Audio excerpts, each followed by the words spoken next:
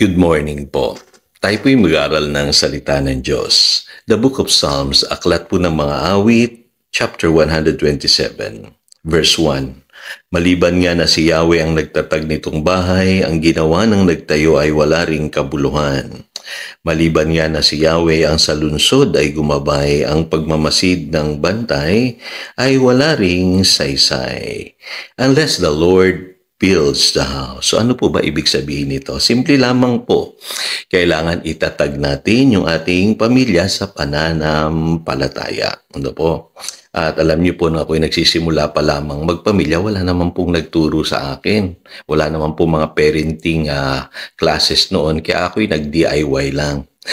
Pero salamat po sa mga pastor na nangangaral po nitong verse na ito na laging nagpapaalala na dapat dalhin natin yung ating pamilya sa Panginoon. Kasi napakasimple lamang na payo po ito na kung susundin po natin, napaka-effective po. At alam niyo po, aani po tayo. Ano po, kung ang ating pamilya po ay maagang madadala po natin sa Panginoon. Ano po, it may sound spiritual pero totoo po yan. Ano po, kailangan ipaglaban po natin sa pamamagitan po ng pananampalataya na ang ating pamilya ay madala po natin sa Panginoon. Maging totoo sa atin yung pangako sa Joshua chapter 24 verse 15 na for me and my house, we will serve the Lord.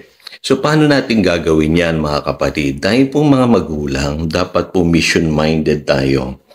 Huwag tayong papayag na hindi natin mawiwin yung ating pamilya sa Panginoon. Ano po ang goal natin? Yung sinasabi sa Acts 16 verse 31, you will be saved, you and your household. So in other words, ang first na mission field natin ay ang ating pamilya. Alam niyo po, marami akong nakitang tao, iba po ang naging priority nila sa buhay. Mas inuna nila yung kabuhayan, yung kayamanan, yung trabaho, kaysa sa kanilang pamilya. No po? At hindi nila dinala yung kanilang pamilya sa Panginoon. Kaya sa bandang huli, nagsisisi po sila. May mga anak sila na lumaki na hindi maayos, napabayaan, at hindi po naging maganda yung kanilang buhay.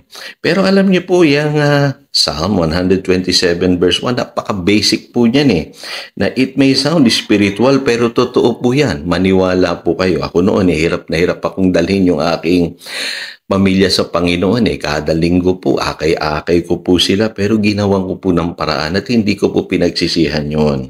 Kasi ngayon nakita ko po yung resulta. Pananampalataya pong importante. Hindi po yung wealth, hindi po yung riches, not even yung education Ano po? Kailangan po ang maging pundasyon ng ating pamilya yung pananampalataya sa Diyos. So ano ba ang naging resulta nito sa aking buhay at sa aking mga anak? Nagkatotoo po yung pinag-aralan natin last week, yung Psalm 112. Ano po? Ang Lord ang nag-provide ng lahat ng pangangailangan ng aking mga anak. At napag-aral ko po sila, napagtapos ko po sila sa biyaya ng Panginoon. Ano po, hindi ko po pinroblema yan. Iningatan sila ng Panginoon, hindi sila naging masasakitin.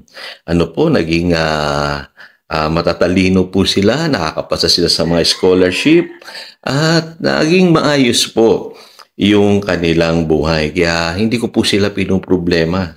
Ano po, ngayon po ay nagsiserve sila sa Lord. Lahat po sila. Ano po, at hindi ko po pinoproblema yung mga pangangailangan nila dahil alam ko po, ang Lord mismo ang gumagabay sa kanila. Ano po, kaya ang masasabi ko lamang po ay kung kayo po ay magsisimula ng isang pamilya, ano po, i-establish nyo muna ang inyong pamilya sa pananampalataya sa Diyos. I'm talking from my personal experience. Ano po, sabi ko nga sa inyo, napakasimpleng prinsipyo. Pero pag ginawa po ninyo, totoo po yan, hindi ninyo pagsisisihan. Napakahalagang katotohanan. Ano po? Kaya, kung naalala nyo doon sa pag-aaral natin last week, na sinimulan ko po na ang dahilan kung bakit nilikha ng Diyos si Eva at si Adan, ano po, ay para magkaroon ng pamilya. Inintrust ng Lord yung buong mundo sa kanila. Ano po? binigay sa kanila yung command sa Genesis 1:28 na be fruitful and increase in number. Kasi gusto ng Lord na magkaroon ng mga pamilya sa mundong ito na may takot sa Kanya. So tayo po'y manalangin. Dakilang Diyos, salamat po.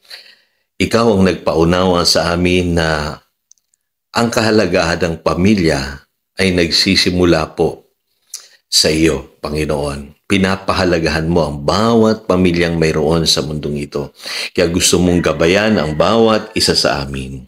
Ang panalangin ko, Panginoon, na bawat isa na nagsisimula pa lamang magpamilya, turuan mo nitong katotohanan ito ng Psalm 127 verse 1 na establish nila yung kanilang pamilya sa pananampalataya. Kaya makakakita po sila ng magandang result sa buhay nila at sa buhay ng kanilang mga anak. Panginoon, gawin mo ring makatotohanan ang verse na ito sa lahat ng pamilya nakikinig ngayon. Pagpalain mo po sila. Ito ang aking panalangin in Jesus' name. Amen. Again, ito si Pastor Jojo nagpapaalala upang daluyan tayo ng pagpapala, manatili tayo sa kanyang salita. Good morning.